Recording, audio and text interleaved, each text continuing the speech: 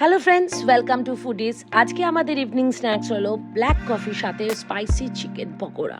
এই spicy chicken pakora করার জন্য প্রথমে আমরা মিক্সচারে নিয়ে নেব আদা, রসুন, কাঁচা লঙ্কা, তিনটেকে ভালো করে আমরা একটা পেস্ট করে নেব। এরপরে আমরা আদা, রসুন, কাঁচা লঙ্কার পেস্টটা আগে থেকে আমাদের পিস করে রাখা চিকেনগুলোর ওপর ভালো করে মাখিয়ে নেবো। স্বাদ অনুযায়ী একটু নুন দেবো আর তার সাথে একটা ডিম ফাটিয়ে নেবো। আর মাথায় রাখতে হবে যেন এই পেস্টগুলো চিকেনের সাথে ভালো করে মাখিয়ে নেওয়া হয়। আর এই মাখাতে সময় যদি আপনার মনে হয় হাতটা খুব জ্বালা করছে, সেক্ষেত্রে আপনারা একটা গ্লাভসও পরে নিতে পারেন। এরপর সাথে আমরা একটু অ্যাড করে নেবো 3-4 চামচ কর্নফ্লাওয়ার। কর্নফ্লাওয়ার যদি বাড়িতে না থাকে ইনস্ট্যান্টলি, আপনারা সেক্ষেত্রে ময়দাও ইউজ করতে পারেন। কিন্তু মাথায় রাখতে হবে এই ব্যাটারটা বানানোর সময় কোটিংটা যেন বেশি মোটা না হয়ে যায়। মোটা হলে কিন্তু আপনাদের খেতে ভালো লাগবে না। অবশ্য সেটা আপনার ওপর ডিপেন্ড করছে, আপনারা মোটা কোটিং পছন্দ করেন না হালকা কোটিং পছন্দ করেন। ব্যাটারটা ভালো করে বানানো হয়ে গেলে এই ব্যাটারটাকে আমরা 10 to 15 মিনিটসের জন্য রাখবো, জাস্ট একটা ভালো ম্যারিনেশনের জন্য।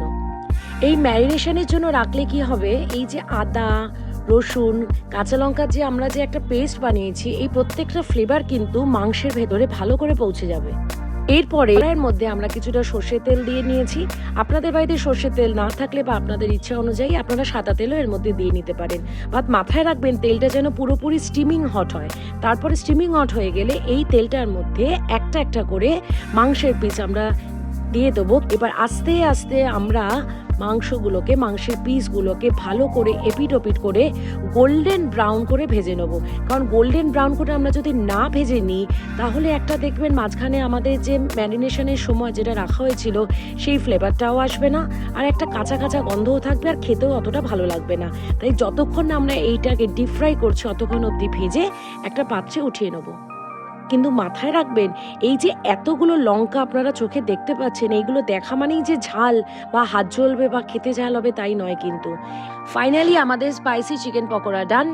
গার্নিশিংয়ের জন্য আমরা ইউজ করতে পারি ওপর থেকে একটু কুচি করা ধনে পাতা। আপনারা ইচ্ছা হলে চাট মশলা দিয়েও খেতে পারেন, সস দিয়েও খেতে পারেন।